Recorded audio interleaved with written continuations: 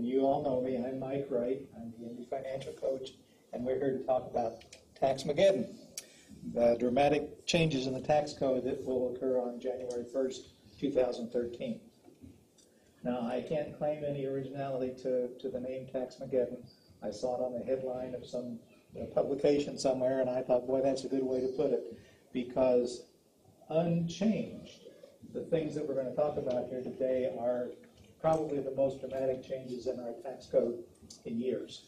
But by the same token, I want you to understand that it's not likely that these things will stay the same, that Congress will act. There's an election here in about 3 months, and however that election turns out, and don't be fooled, I don't think the election is a sure thing at this point. But no matter how it turns out, whoever the winners are going to attempt to do something in the lame duck session, and then after the first of the year, whoever takes control at that point will either change things back or try to modify things and make it better.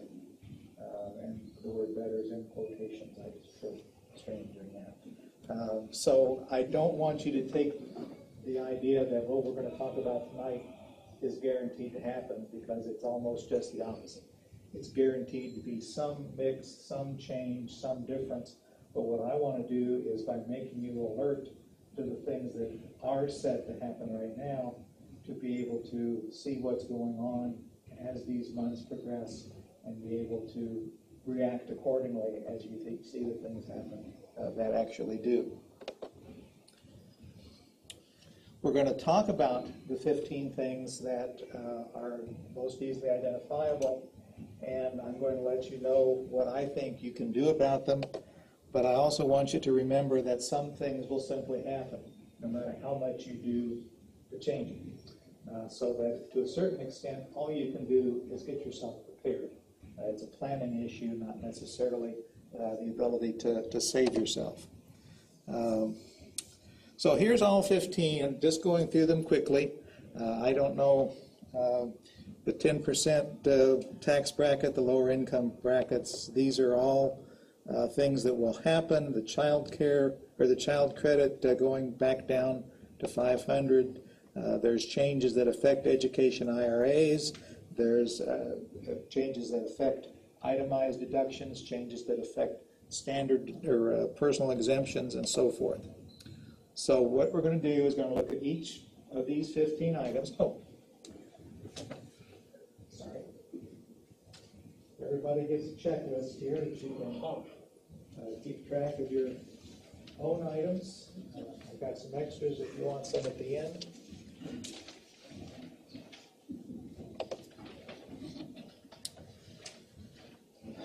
Not everything we talk about will apply to each one of you, regardless of whether it changes or not. So I don't want you to sit there and wonder, gee, I better do this, because it may not be something that will affect you anyway.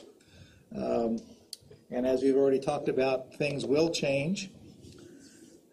The elections will have great impact on that. But I also want you to remember that some of the stuff we're going to talk about has to be done. There have to be some changes made, simply because the country's in a position where the debt and the deficit has just become so great that action has to be taken of some sort. I don't necessarily mean to imply that taxes have to increase, but I also don't mean to imply that we can lower tax rates to the point where suddenly by magic everything turns out well. It's a much more complicated situation than that, because of where we've gotten ourselves and because of the attempts that were made to correct the situation by the present administration. And the present administration isn't 100% to blame either, because many of these things were set into motion by the previous administration. So there's plenty of blame to go around, but that blame also makes it a very complicated situation to fix. The biggest event that will happen, and this is going to impact not just the rich, but everybody, and that is the elimination of the 10% tax bracket. Now, you're all aware that we have what's called a progressive tax system, and it's based on brackets. And so for the first so many $1,000s of income, you pay 10%. Then for the next bracket, you start paying at the higher percentage. You may have heard people talk about marginal tax rates, and it's at those margins that the tax rates change. Because for every new dollar you make, once you go into the next tax bracket, you get hit with that higher tax. The elimination of the 10% tax bracket, however, is at the very base of the whole tax structure. And so what it means is that if you're making $10,000, for example, then right now in 2012, you're paying 10% tax on that. But if your taxes, if nothing changes, in 2013, that same $10,000 would be taxed at 15%, which then becomes the lowest rate. The way it's structured now, at 10%, once you move up into the next rate, it's 15%, and then the next bracket up moves you up from that.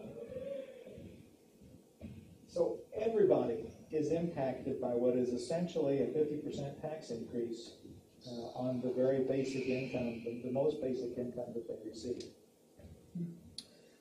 That's going to be one of the hardest things for them to do something about, because that's the bulk of the money that needs to come in. If we increase the higher marginal tax rates, I'll talk about those in a second, the dollar amounts that will be added to the Treasury are relatively small. Whereas if everybody's got to pay that 15% rather than 10%, the dollar amounts that are collected will be substantially higher. So that's the area that will cause the biggest impact. But yes? I'm sorry. How does that affect higher brackets to 10%? Or does it? Same way. Doesn't matter if you have any taxable income at all, your basic rate will go from 10% to 15%. Doesn't matter what we do with the stuff out here at the other end, if we raise it or lower it, because that's only the marginal rate out there. We're talking about the very foundation of the tax rates. And the only way to avoid that is to be able to make yourself not have any taxable income at all. So even if you're above the 10% rule still will hit you? Yes, because it's done on tiers. The first, let's use these numbers, but these aren't accurate. But let's use the first 10,000 as a 10%. The next 5,000 is at 15%. So you pay 10% of 10,000, and then you pay 15% of the 5,000 additional. You don't pay 15% all the way back. But if we eliminate the 10% tax rate, then you do pay 15% all the way back. And that's what most people have trouble getting their heads around on our graduated tax system, because most people think, well, the higher brackets, they're paying that higher rate all the way down, but they're not. Everybody, Warren Buffett, making his billions a year, his first $10,000 is taxed at 10%, just like everybody else's. So are we saying like everybody's going to pay $500 more? Essentially, yes. Essentially, okay. To start.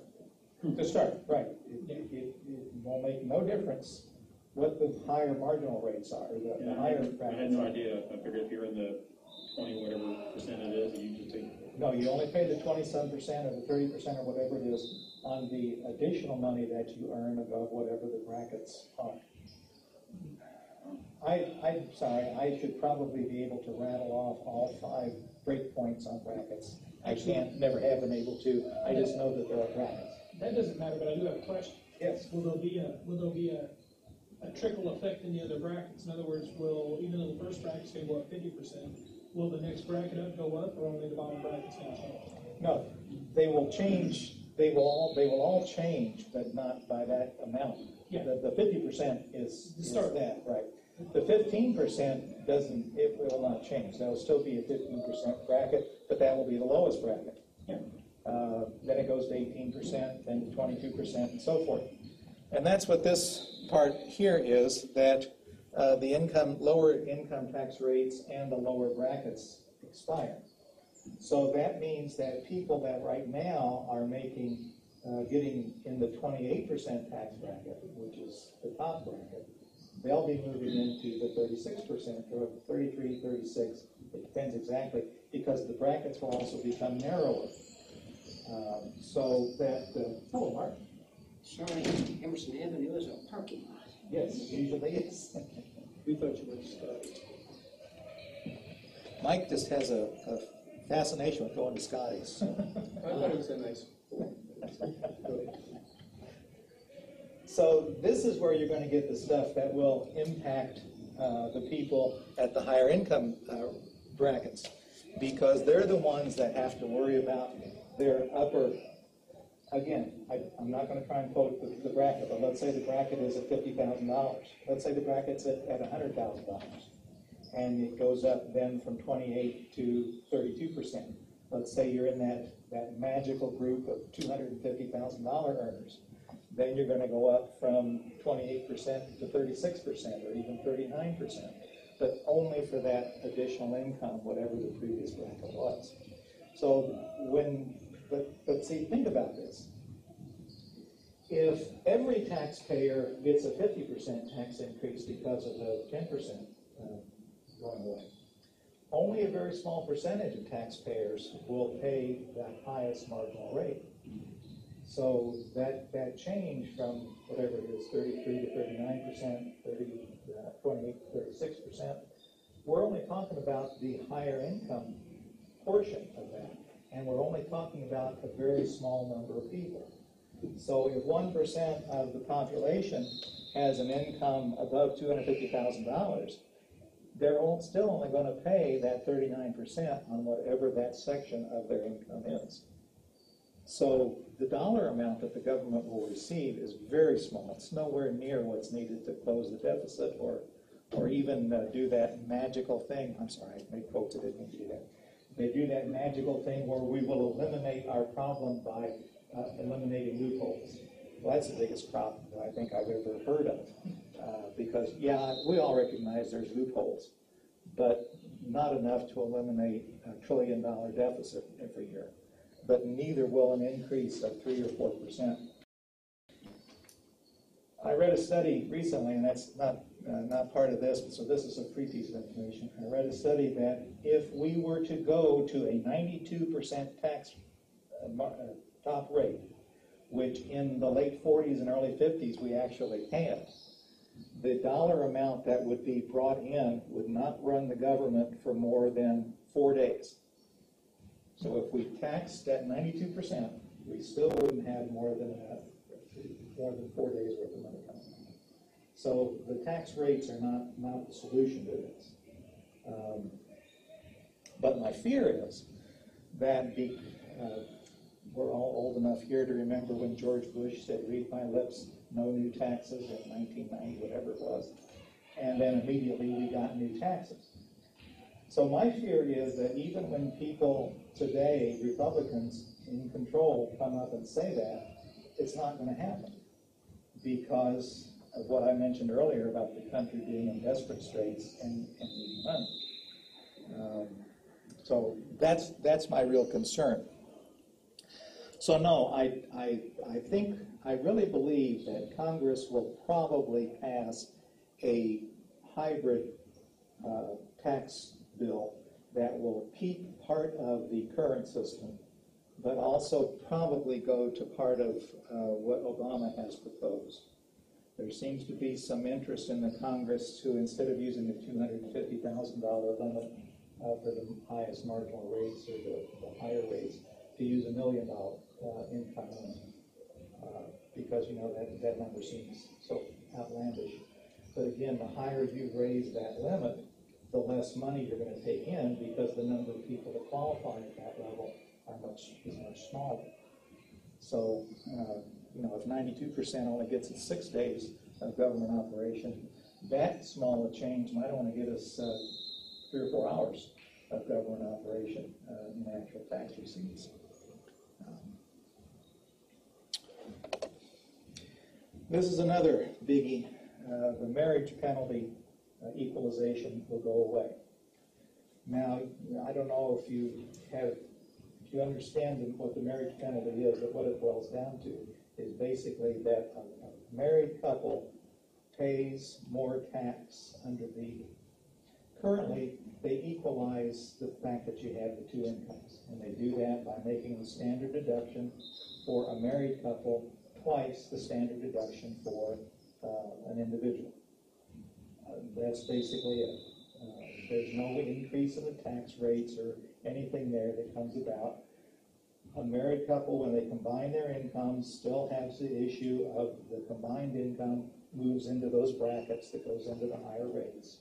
That won't change. But what will change is the standard deduction for an individual is $5,600, $5,700. So a married couple has gotten the standard deduction of about $11,500. If we go back to the pre-2000, the pre-change, I don't like to say Bush era tax cuts either because they've been around for so long. But anyway, you get my point. If we go back to those levels, the standard deduction for a married couple will drop by about $2,000 or $3,000 to about $9,500 instead of $11,500. And since the tax rates, the withholding and those other issues are based on the standard deduction, then that's where it gets you during the course of the year, because your withholding will continue to be higher, and the money will, the government gets enough money. That's what they're after. So that marriage penalty will be back in spades, and I also think this is probably going to be something that when they come to compromising, this would certainly be something that could be used to say, okay, we'll keep the tax rates lower, but you have to give up the marriage penalty equalization. It becomes a chip that can be used in negotiations.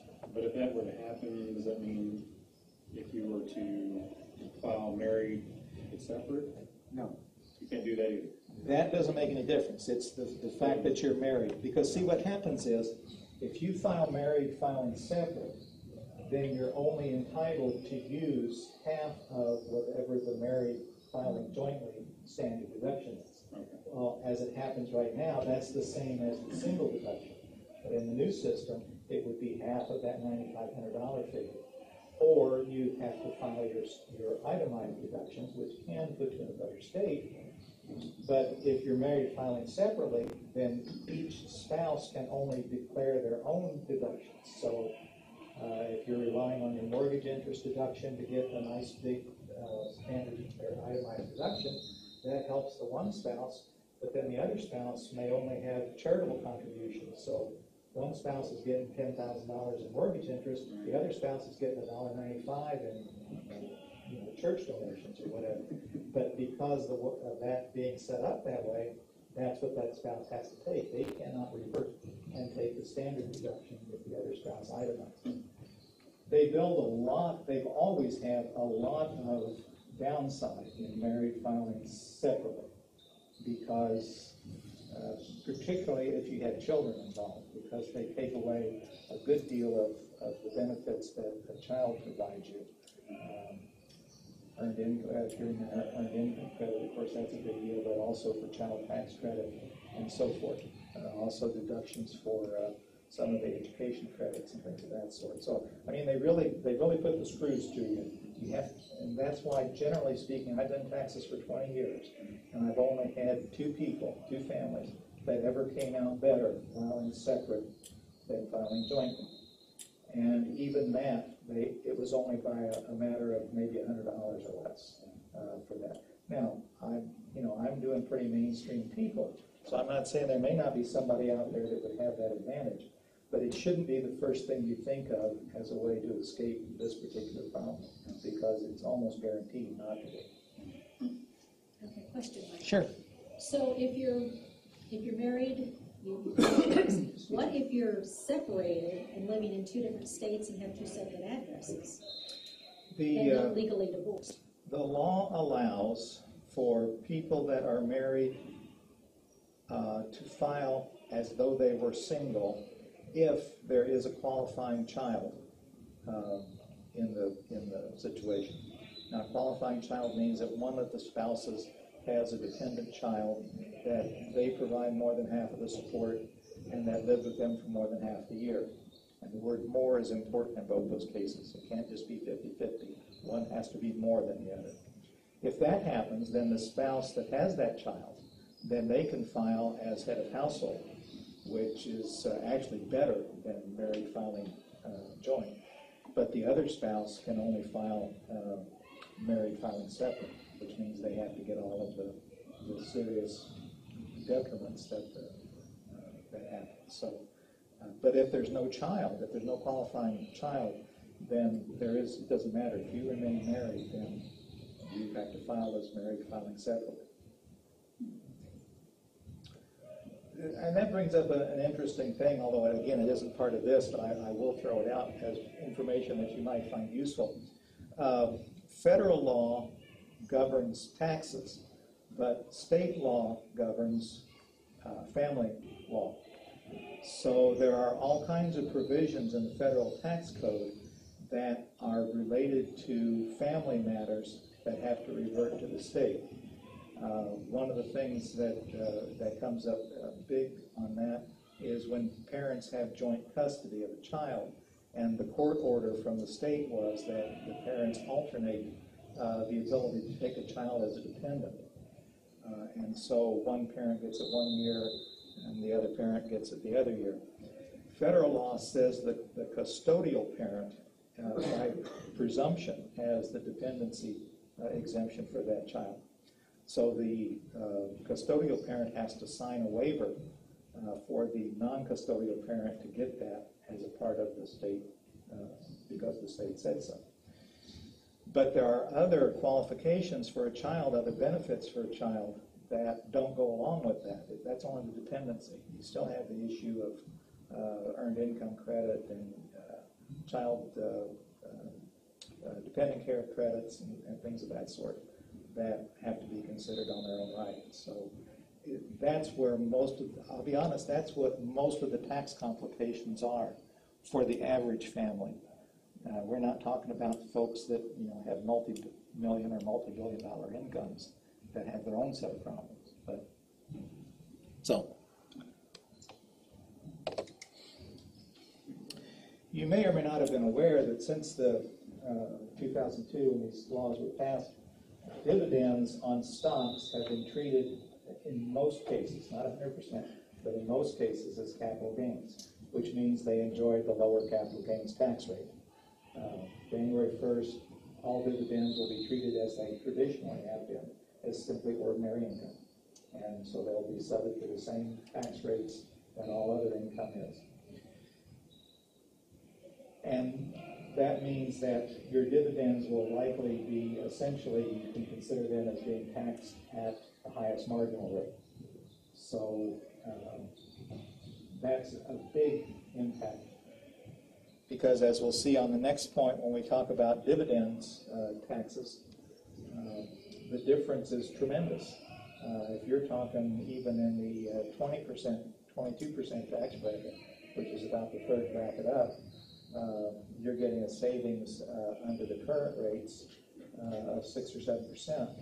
When those go away and those rates go to ordinary income rates, you're going to pay that, plus which, if the brackets go up, then you're going to pay the higher tax rate for those dividends as well. Now, about the only saving grace in that is that it is possible that a smart corporate owner might help his shareholders by erecting certain treatment of dividends so that they can be paid in 2012 rather than in 2013. There are special dividend laws that can be utilized under certain circumstances, but that's not the kind of tax planning that you get to use. It relies upon the person that is running the corporation to set those things up. Now, if any of you have your own corporations or have someone that you can influence, you can certainly talk about that situation, but it's not anything that you can do much about. So what that means is you have to talk to your stockbroker. If your broker has been moving you into value stocks, so that you're looking at not only the increase in the price of the stock, but also in the dividend return that you're getting, you need to reconsider that from the standpoint of how that's going to impact your taxes.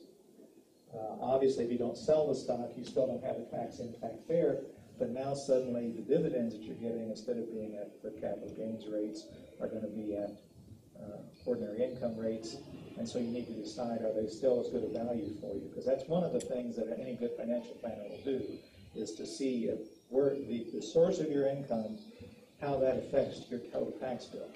And this will be a change that they will have to put into effect. And again, like with everything else, sooner rather than later, because you may want to do some changes in the stocks that you hold before the end of the year in order to take advantage of any benefits you might get from that.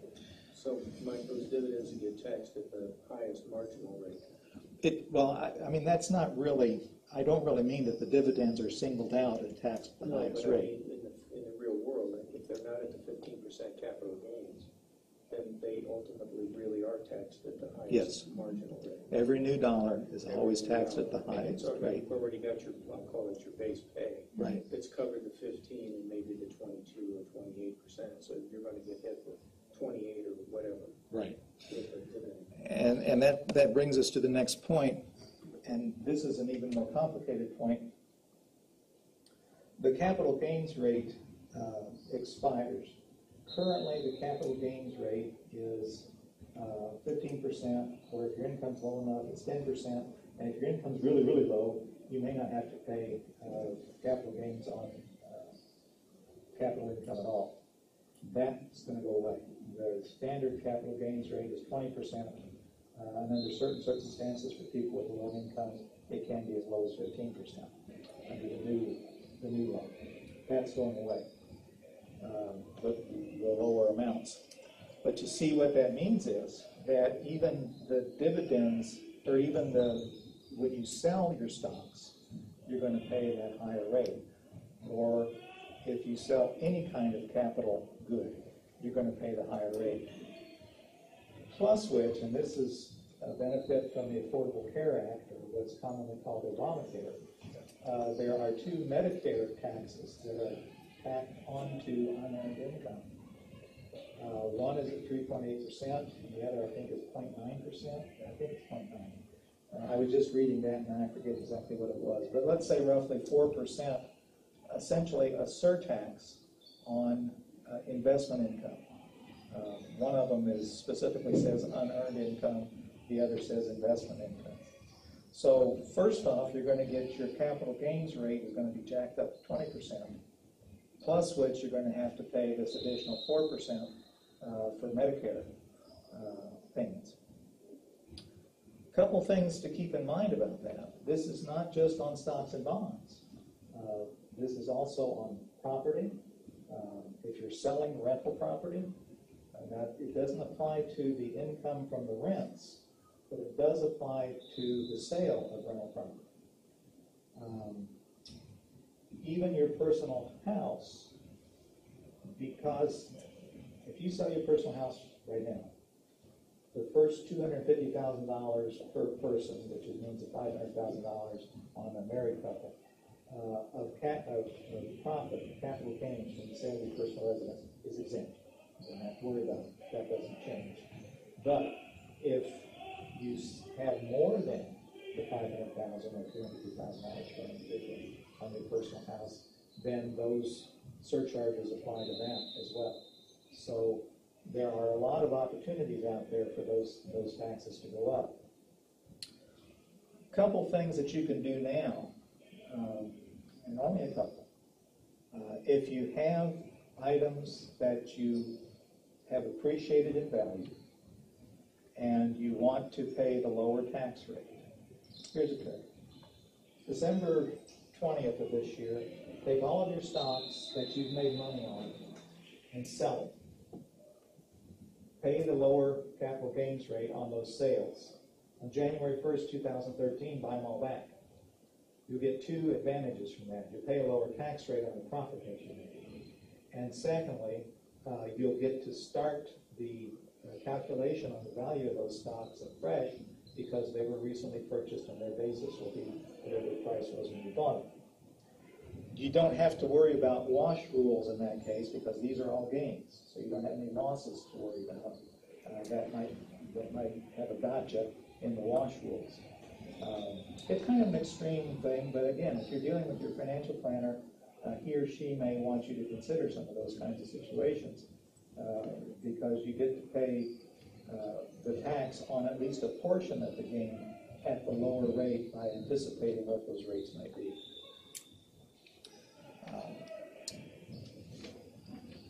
I'd also be very surprised if you have a financial planner that comes to you with this idea.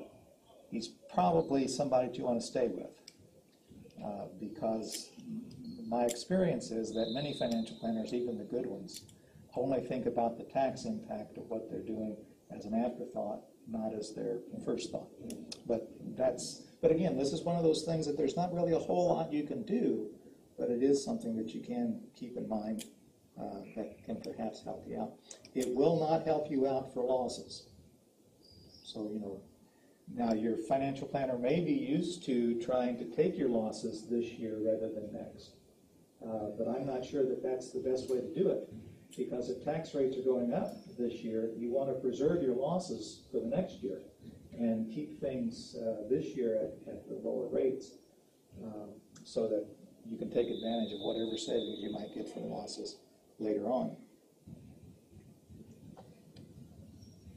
Now, this concludes the portion of the rich folks' concerns about taxes. The stuff we're going to talk about now has the issue of what kind of child credits changes in family matters.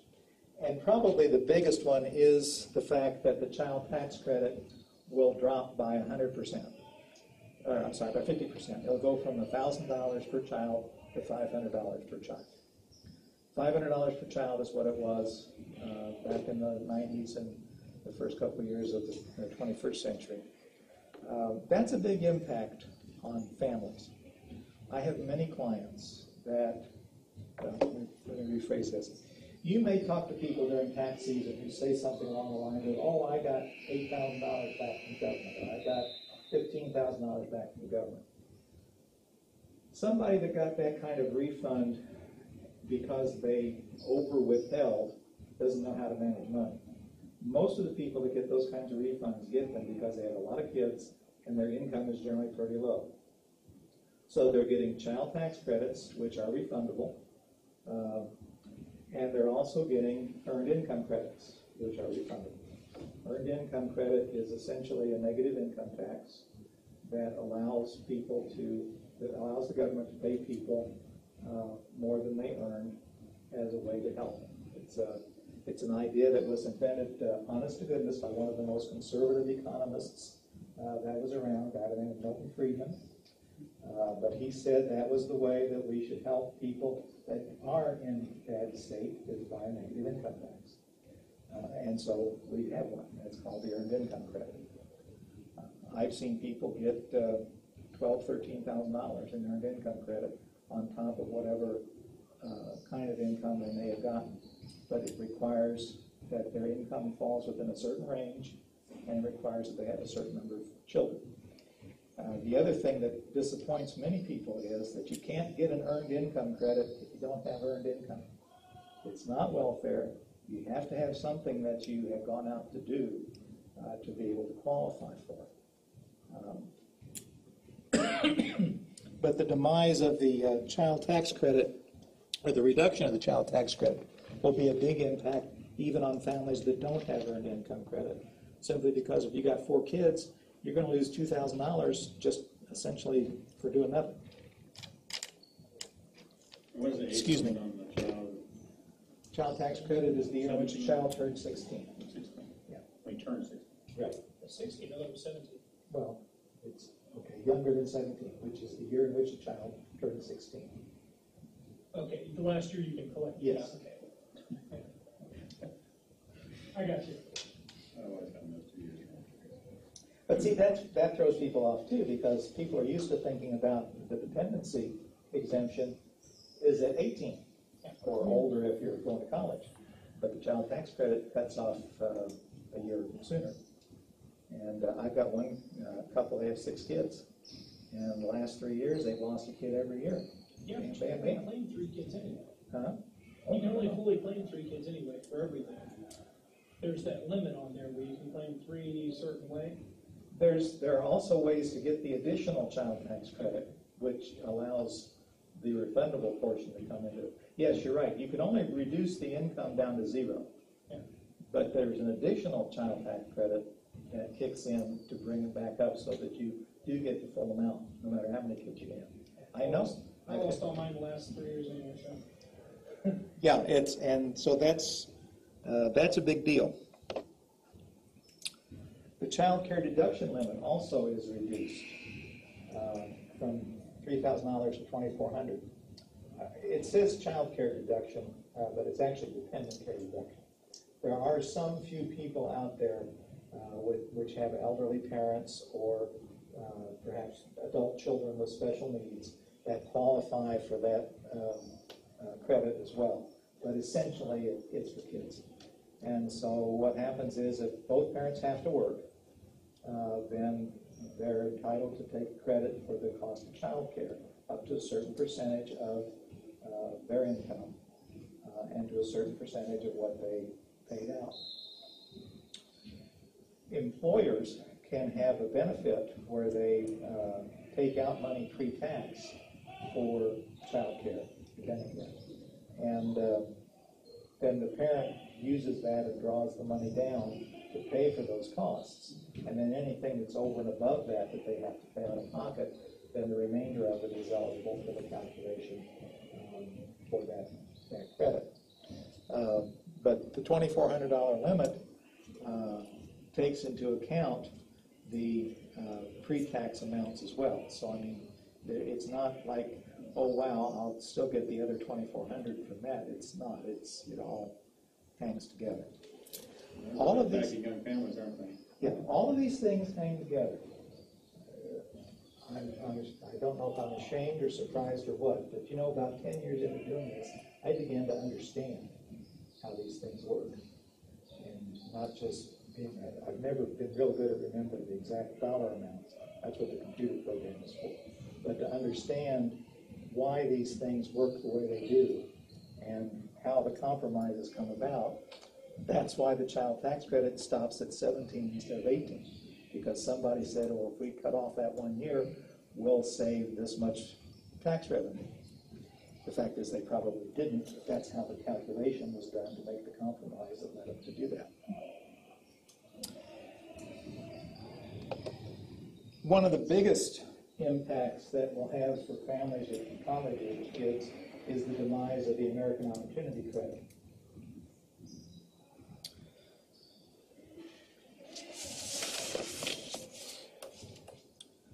The HOPE credit was the predecessor to the American Opportunity Credit, and it allowed a credit, a refundable credit of up to $2,000 for certain college expenses, tuition, and a very small number of fees.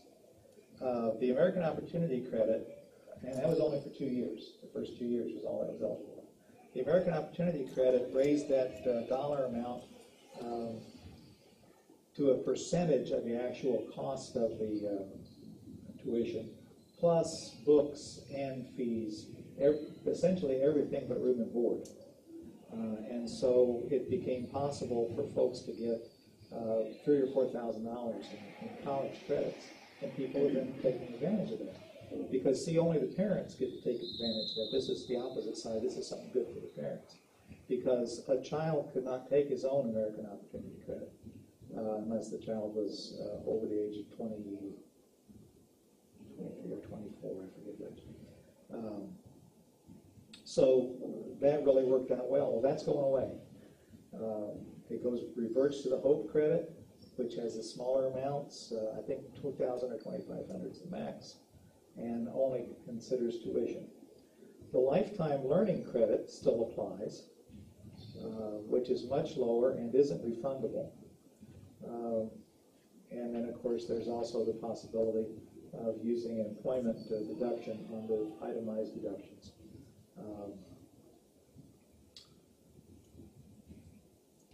So the loss of that credit will have a big impact on folks, and I don't see that as something that will come back.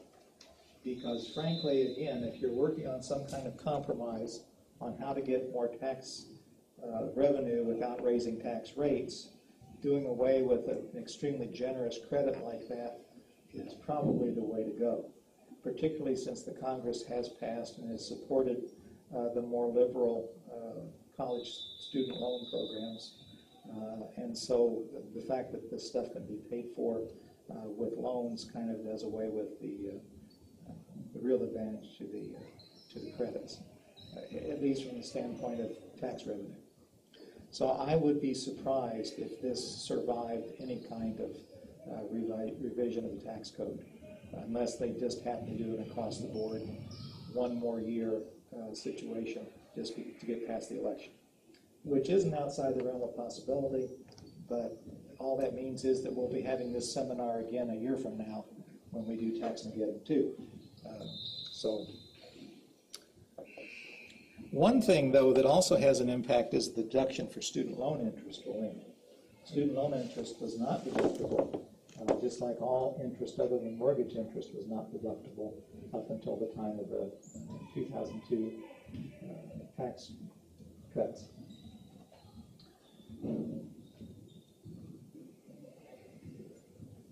I don't know if you've ever paid any attention to your tax return, but there's a section at the bottom of the front page which is called adjustments to income. They're deductions, but they call them adjustments because that's where they come up with what they call the adjusted gross income, your AGI, which is what everything is based on. Student loan interest is an adjustment to income. It's not a deduction, so that means that you get it regardless of whether you itemize or take your standard deduction or not. And you get it if you're the person that paid it back, which means that if you're the parent that signed the loan that the kid got, and you're paying back the loan, even though the kid's paying back the loan, as long as that kid is still your dependent, that one, you get to take that as well. Kid gets to take it later on, but at that point, but now it's all going away. So that won't make any difference. There is still an adjustment to income for tuition, which is a straight reduction of income based upon a certain percentage of the tuition. And that used to be a big thing to use because you'd have to compare the credits, the education credits, against that tuition deduction, and then compare it to the Indiana income because you had that adjustment to income. And Indiana bases its income starts with your federal adjusted gross income.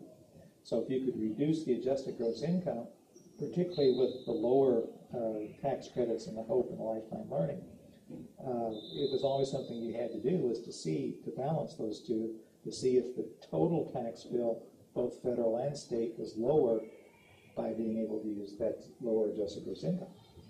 And Indiana last year passed a law that did away with that, in that if you do take the tuition deduction, you have to add it back to the adjusted gross income before you pay your Indiana taxes. And in what I think is a very interesting bit of law, not only did you have to do that for 2011, you also had to go back and do it for 2010. But not to worry, because they gave you a special line on the 2011 Indiana tax return, so you didn't have to amend your 2010 return. You could just go ahead and plug that number in that line and let the state have its money back. So, and you know, I have trouble with something that I remember reading somewhere called ex post facto law, but apparently it doesn't apply to the states, it only applies to the federal government, so I don't know. Anyway, but I mean, it's done, it's a done deal, and but that did do away with that. So yes, if you take this total package of what people have now as a way to deal with their education costs against offsetting on their taxes, many of those opportunities are going to go away. And I frankly think that they will probably continue to be gone because there isn't that impetus anymore. We have learned that getting people to go to college does not suddenly make the unemployment rolls dwindle because of good education. And so I don't think that has the same impact it did when this kind of stuff first came out. So you might jot this down and remember it, so if the tax law changes and I'm wrong, you can hold it against me. I got a quick question. Sure.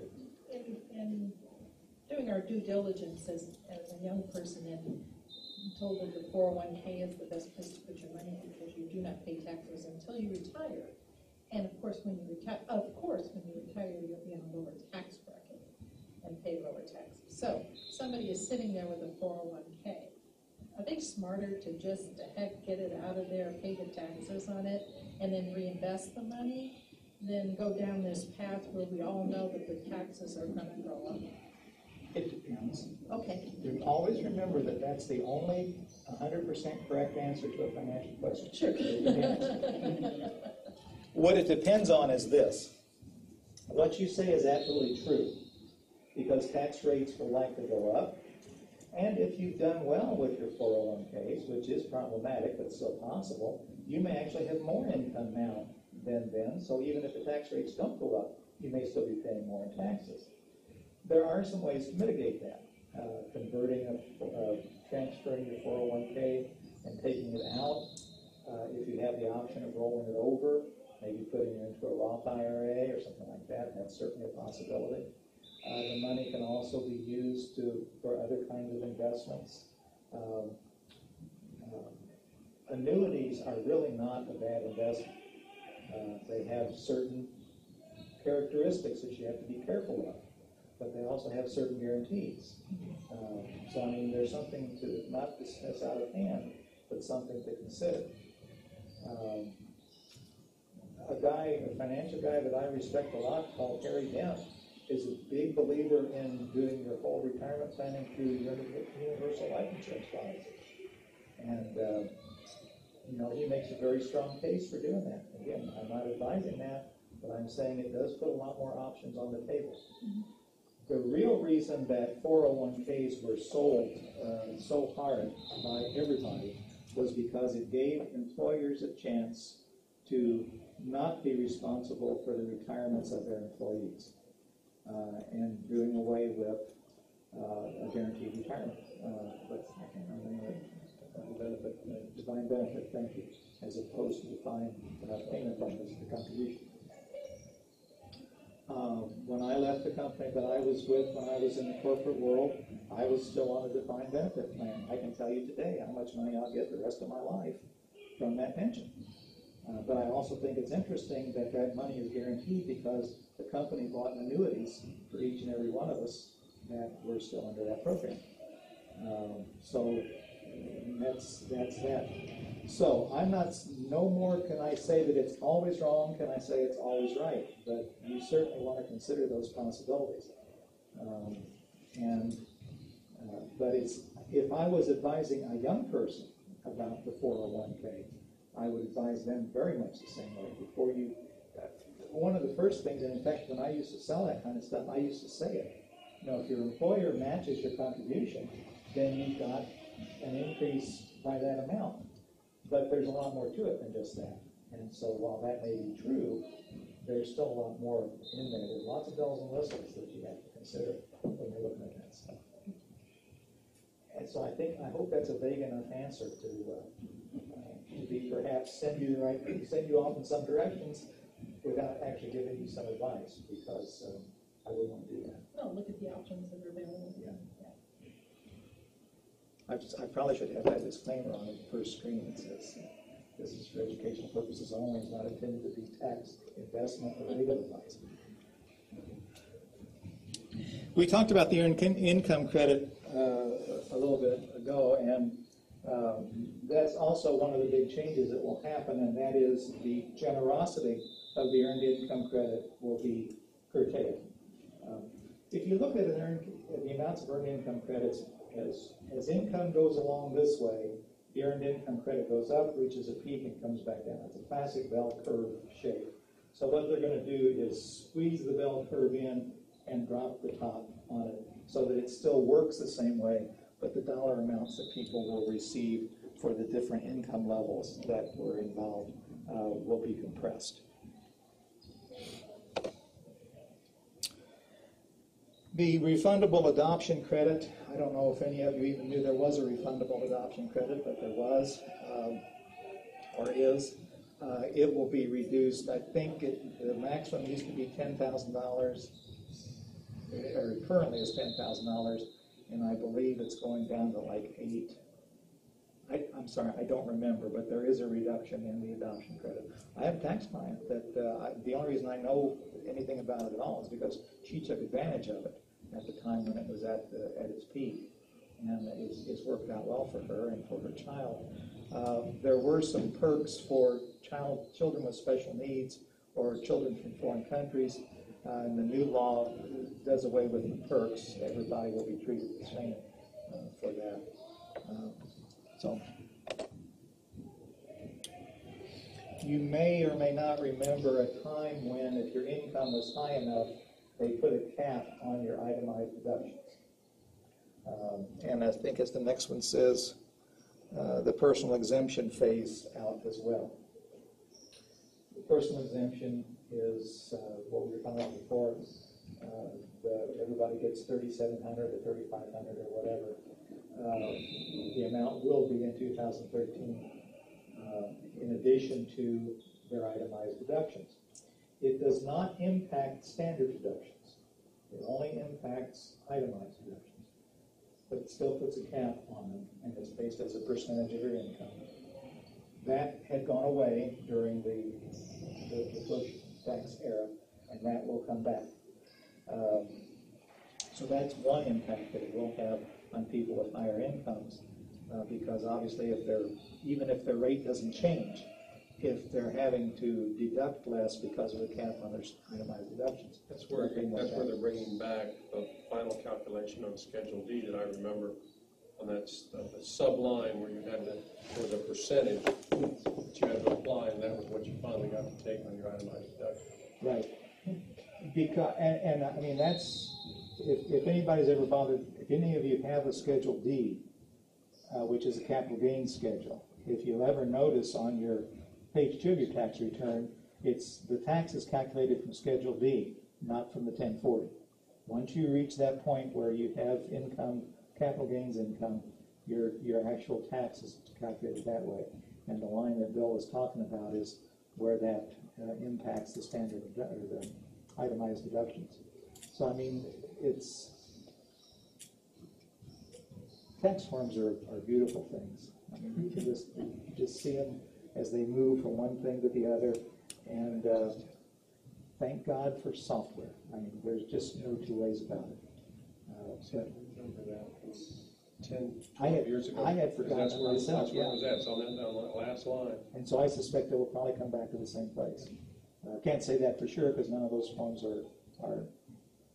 You also know that the IRS they create the forms based upon what the law says. And so when Congress passes these last-minute tax laws, that's why often you can't file your taxes as early as you'd like, simply because it does take somebody time to sit down and figure out, okay, how does this have to be printed?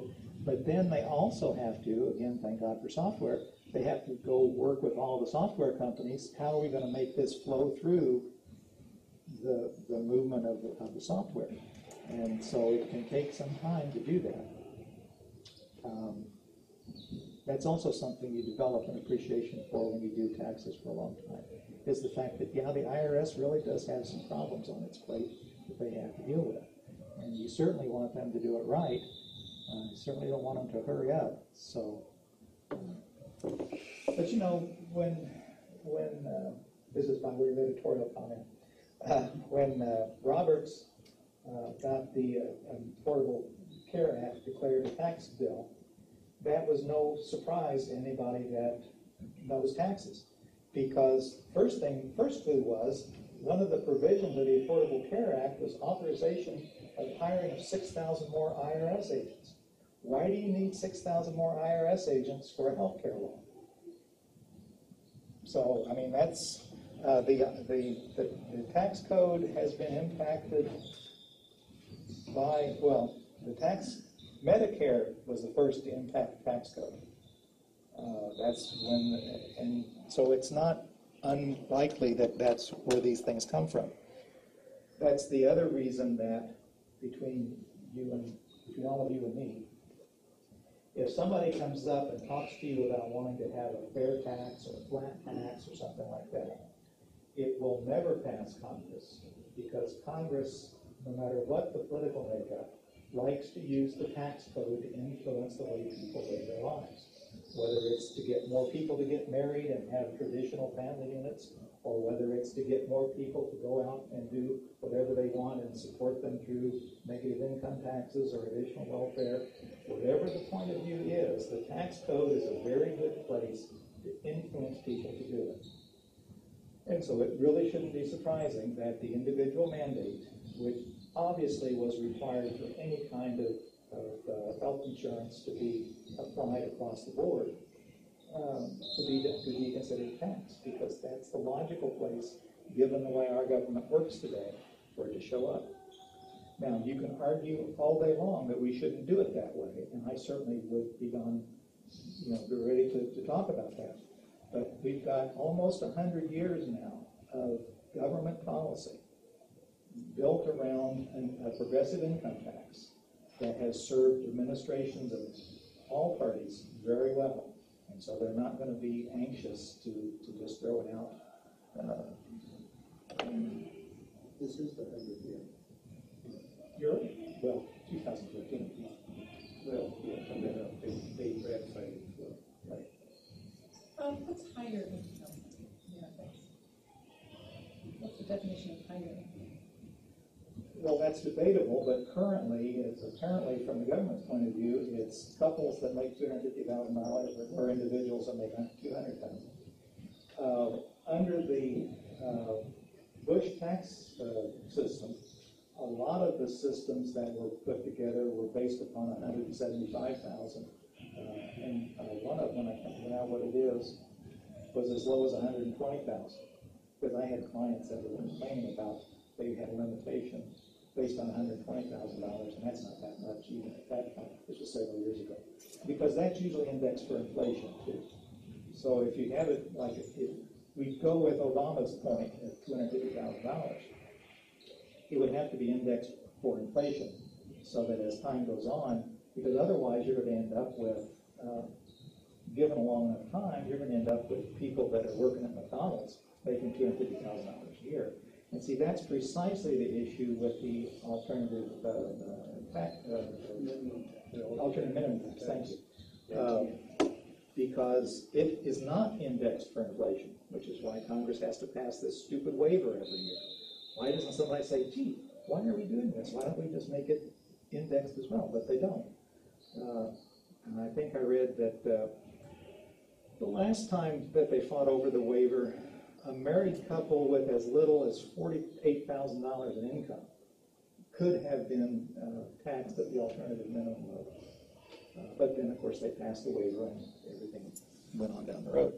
And we don't even mention that in this, but that is an ongoing and ever-present issue that Congress has to deal with. Ever-present danger. Well, yeah, because that was in, 1970, either Nixon or Ford was president when it was started. I can't remember positively. But the idea was somebody, as you hear nowadays, my gosh, there's rich people out there that aren't paying any tax at all. So we need to do something about that.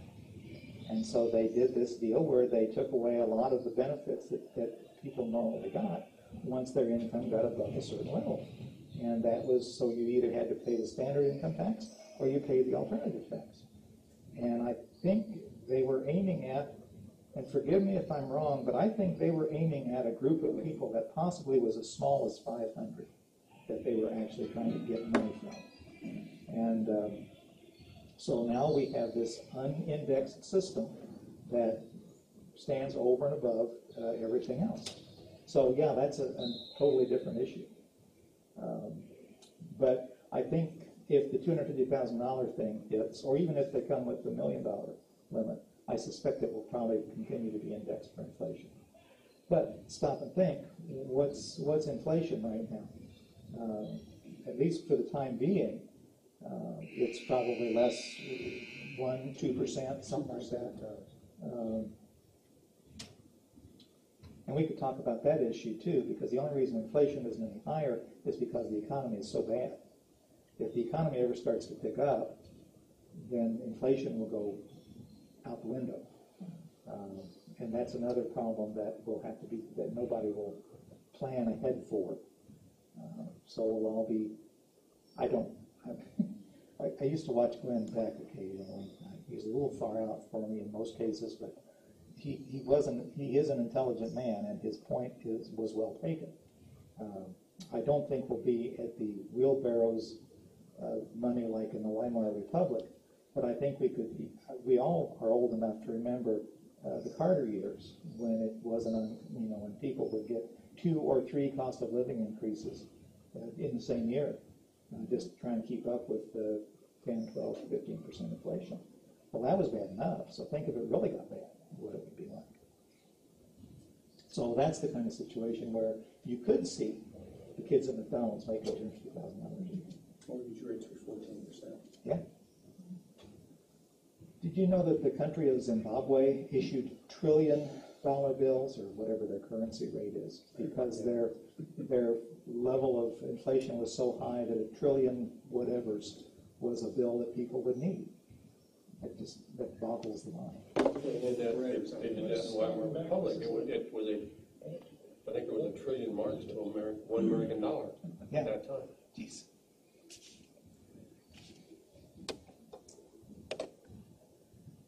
And then we talked about, I mentioned this briefly, the itemized deductions of personal exemption will be phased out as well. This is not as much of an impact as it once was when Coverdale education IRAs first came out. Coverdale education IRAs basically work like put the money in, don't get to take the deduction, but if the money is used for education purposes, you don't pay tax on the increase. Now, previously, you could have as much as $1,000 put in. Currently, you can have as much as $1,000. That'll drop to $500. In talking with some people that do financial planning, most people in Indiana nowadays have gone to the 529 plans. They provide better tax benefits on the state side, and since the Coverdale plans didn't really provide a whole lot of benefit on the federal side, they're a better alternative. So you probably don't hear much about them, and you probably won't have your financial planner say much about them because of the 529 alternative. Indiana has one of the best 529 programs in the country. And so if you have grandkids or kids that are, your plan is to help them with college, an Indiana 529 plan's an excellent way to go, because the donee can take as much as a $1,000. No, you can contribute as much as $1,000 and get a $500 credit for doing so, and you can do it for your grandkids.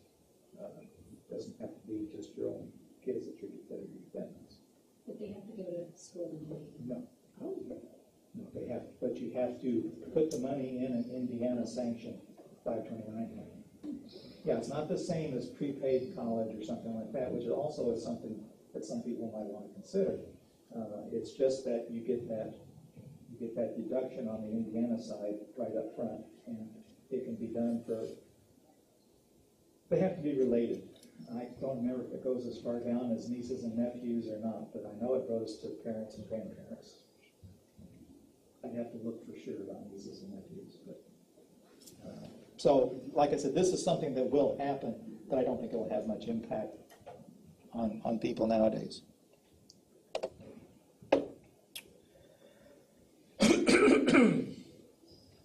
You may or may not have been aware that during the crisis period of home reduction and high foreclosures, they allowed you to exempt. Well, you may not have been aware that if your house is foreclosed on, if there's any value in the house as foreclosed over and above what you still owed, that was considered income. So the law currently allows that income to be forgiven. It doesn't count. That will go away. In other words, it will revert to the traditional system is that if you work out a debt reduction plan, the reduction in the debt is considered income. There's actually logic behind that, because if you have debt, it means you spent the money. The money that you spend has to come from somewhere, and if you have a loan and you pay it back, then that money comes out of your income, which is taxed. If the loan is forgiven, then you're not having to pay it back, so it's the same thing. Does that include the interest and debt and any fees and so forth? Or is that just on the principal? I cannot answer that directly. My surmise would be that because the fees in that are considered interest, that if there were fees, that they'd be considered a deduction on the principal. That would be my thought behind it, but I can't honestly say one or the other. Now, people in bankruptcy, one of the benefits of bankruptcy is that the forgiveness of the debt is not taxable. And the 1099-C, which you get that indicates that you've got a debt, a forgiven debt, will have, there's a box on there to indicate whether it's from bankruptcy. So if you get that, then you don't have to pay that under any circumstances. But they had special provisions for home foreclosures as a result of the problems that we've had, and that will go in with all the other changes.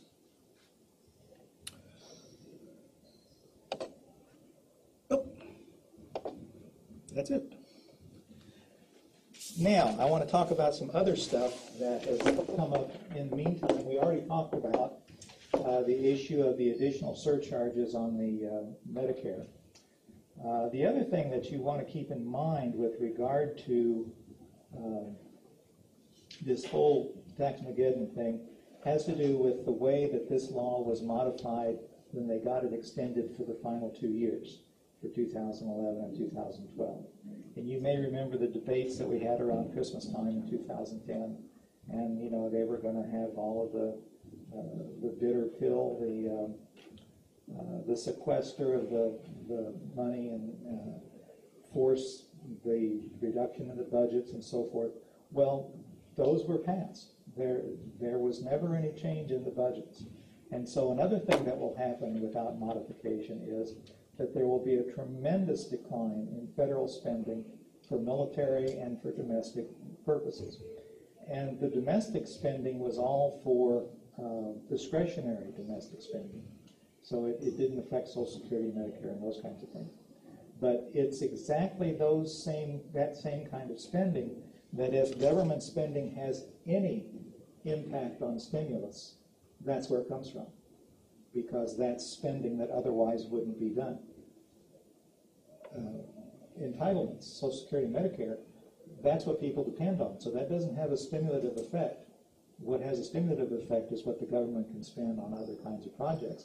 And when that comes to a screeching halt, coupled with a massive tax increase, it is just about a guarantee of a double. If we aren't already in double-dip recession, we certainly will be then. Students of history will appreciate the fact that we're following almost identical path after the crash in 1929, after the things that Roosevelt tried to get done. And so seemingly the only way out of this is for Japan to attack Pearl Harbor, which I don't see happening. They're still in recession too, and they don't. Exactly. And I don't mean to joke about a horrible thing like World War II, but the fact is that we really don't know how the Depression would have played out if it hadn't been for World War II. And you know, there's the old joke about the two guys sitting on the beach and enjoying their retirement, and the one guy said, "Why are you here?" And he said, "Well, I'm here because my business was destroyed by a fire." "And how about you?" "So I'm here because my business was destroyed by an earthquake." And they sit there and enjoy the sun for a minute. The one guy turns to the other and says, "How do you start an earthquake?" So the question now is, how do you start a war? And so I think we really need to appreciate the fact that we are still on shaky economic ground. And what we have to do as individuals is try and find as many ways as we can to protect ourselves. And I'm not saying this, let the devil take the hindmost, because I'm a big believer in abundance. I think there is plenty for everybody, and that if there's more to go around, it's because we create the more. It's not because it's sitting there and we have to elbow our way in and get the piece of it. But that abundance is not the province of the government. That abundance is the province of people like us that get out and do stuff and make things happen. And find ways to protect what we accomplish. Say what you will about Mr. Obama's comment about you didn't build that. Yeah, he was talking in part about roads and airports and so forth, and we all recognize that that's something that we rely upon each other to do. That's a valid function of government, is to provide a level playing field, if you will. But it's the people that are willing to risk to spend their time, risk their personal wealth, risk their personal financial situation to borrow money to improve themselves. That's the kind of thing that we need more of. And those that are doing that are great. But one of the things that I think it's important as we go through this next 6 months approaching the Taxmageddon is the idea that I brought up earlier on, that there's a tremendous amount of stuff that's going to happen. And the person that is able to anticipate, to understand what's going to happen, to anticipate what's going to happen by understanding what is happening, and to take people at their face value when they make a comment or a suggestion, and to have an understanding of how the economy actually works. It doesn't work because the government gives us all a nice big check and we go out and enjoy it. I hate to pick on Obama, but he's so vulnerable in this area, because I truly believe that as smart as he is, he really doesn't understand economics. And when he said that the economy grows from the middle, and we have to protect the middle class because that's how the economy grows. Well, that's not how the economy grows. The economy grows by anybody, poor, rich, middle, whatever, that's willing to take the risk and do the work that's necessary to create something. It doesn't even have to be something new. It's just to find something out there that they can do and do well that satisfies the needs that other people have, and thereby helps their fellow man. I don't mean to sound altruistic here, but that's really how it does work. And so I think that's what happens with folks. What all of us need to appreciate is the fact that we're in a period of tremendous change, of great risk, and we owe it to ourselves and to our families to do everything we can to accomplish the things that we can accomplish, and to protect what we've got and make it grow as best we can in these hard times. So part of the reason for talking about these 15 items is because some of them have something you can do, many of them don't.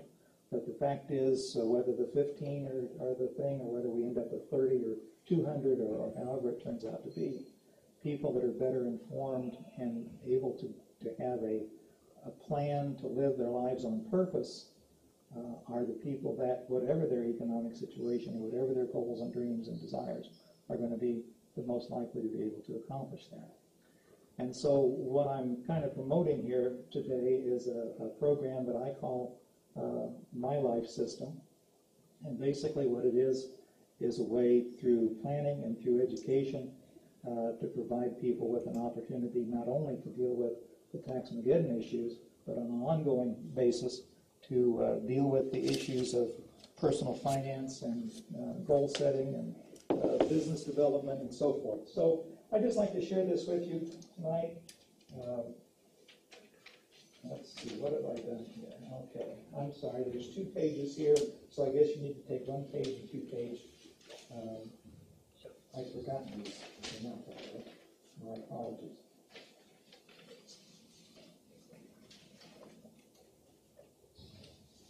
There's a front page and back page. Basically what this program will do is let you stop and think, answer some questions, go through a home study course about personal finance, to have an opportunity to get more information on a timely basis, additional newsletters and emails from yours truly. I spend a lot of time, and many of you may have noticed if you go to Twitter or Facebook or LinkedIn, some articles that I've placed in there that I find informative and also thought-provoking. And so there's stuff like that that comes with this program. And for those of you that are already members of my of Taxwright, you obviously the preparation of your personal income tax comes in at the bottom of that as well. So I just want to lay this out because I believe that people can benefit from this, and I think it's a good program. I've always thought, and I was talking to Keith about this earlier, we all see that stuff on the news in December, sometimes even as late as January, February, how to save money on your taxes. Well, the time to save money on your taxes is this January for next year, but since we can't go back to this January for next year, it's now. And this program is specifically designed, once someone that joins up, when I know who their kids are and what ages are, where they are in their life, what kinds of things are coming up, is specific and direct reminders of this would be a good time to do this, have you checked into that, have you done that. I'm not interested in doing it for you, although I can wherever I have the expertise. But more importantly, sometimes it's just a matter of getting somebody to remind you that it needs to be done. And so consider me a little bird on your shoulder, if nothing else, that it's time to look at that. Obviously, everything from my end has the perspective of a tax issue, a business development issue. I really believe that whether you are happy with your employer, of course, most of the people in this group are self-employed folks anyway, so I'm preaching to the choir there. But I really believe that people with a job also ought to have a business, because it may grow to be better than your job, but at the very least, it provides you a supplement of income and an involvement in life's events that are over and above what you get going to the office every day from 9 to 5 or to the fact. Not many people in the factory anymore, but you get the point. So I want to share that with you. I've got several folks that have signed up for it. We'll be publishing the first actual physical material later on this week, and I'm anxious to get that started. So if you have any questions, I'll be glad to answer them. If you have any questions about what we talked about, I'll be glad to answer them. But Mike, and maybe I missed this because I got here late, but are we better off as self-employed people than someone whose income is largely from a job? Now, when this changes, to make it simple and a broad statement. What did I just say about the only right Well, answer? I did say, but you also talked about being self-employed being a good thing. I believe very firmly that the idea of a job is turn the air conditioning off on us, because I don't even hear the fans running anymore. But the guy that owns the building has an app on his phone. He can shut all of them off at once, so I apologize. I feel very firmly that people are better off in general if they're self-employed as a start. And if they can move that self-employment into an actual business ownership, in other words, no longer being just your own boss, but really being the boss of other people. If they can progress like that, they will always be better off than if they simply rely on a job. But people have been taught for the last 60, 70 years that a job is the only way to go. Right. That you get a job with a good company and you stay with them for 40 years and you get your defined benefit and, everybody's happy. And for maybe 25 or 30 of those years, that worked. But those years were unique. And if you look at the backside, you find that end of the 19th century, almost everybody in this country was a farmer. Well, you can say that's agriculture, but what I always look at it is that means that almost everybody in this country was an independent businessman, because their farm was their business. And when people started going into the jobs, people lost that. Well, now we don't have many farm businesses anymore, right? But that's okay. We all eat well. You can debate whether we've had too many We eat drugs. plenty. but we eat plenty. That's exactly right. But there are so many other things that we need. There's stuff out there that people haven't even thought of yet that could be good and could bring a benefit to people's lives. And that's not going to come from the government. It's not going to come from Chrysler Corporation and Dow Chemical. It's going to come from some guy working in his garage or some gal, working in her basement, whatever. That's where real innovation comes from. So yeah, even if people have to have a job to keep bread on the table, or because they have to have some health insurance or something like that, I understand that.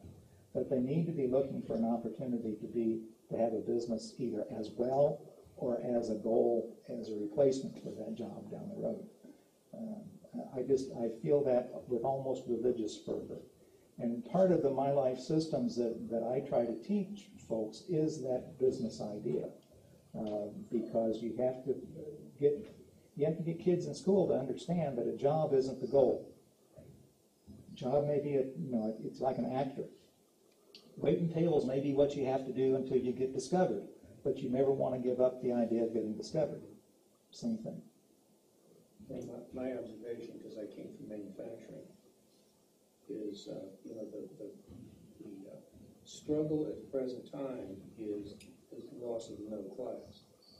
And the middle class that we're talking about is this growth from the middle, right? So these are all the people who worked in all of the factories that don't exist anymore and are not coming back. People who talk about stuff that comes back from Mexico or stuff that's coming back from China, it's not true. It's not coming back. Sure. It's going to Malaysia, it's going to Vietnam, it's going to Indonesia, and it's going to India. And China's got the same problem we have right now because it's all moving out of China because it's getting too expensive. So it's not going to come back. So when you think about the way we've educated everyone, I mean in school, the people who are getting jobs are the people who have high technical skills or they have some very well-focused biochemical background to be able to work in the environments that are required. Or they're going out and going into their own businesses. So the whole economy is in this big shift. It's going to take a generation to flesh out. And it's just not going to go back to the days of somebody turning a wrench on a line and making $5 a day or $500,000 a year. It's just not going to happen. And it's not in large part because the wrench turning can be done by a robot that some guy with a technical productivity improvements have come to these last years. And while what Mike says is true, the offshoring and stuff being manufactured in other parts of the world, even if you took out, in my opinion, all the other parts of the world, and what they are bringing back here in the United States is not coming back into factories where they're going to hire 500 or 1,000 people. They're coming back to highly mechanized factories with people who have those technical skills, where you can set up a machine that will run by itself for at least a minimum two shifts a night. Nobody touches it. It just cranks out the parts. Right. That's what's happening. And I agree with Mike.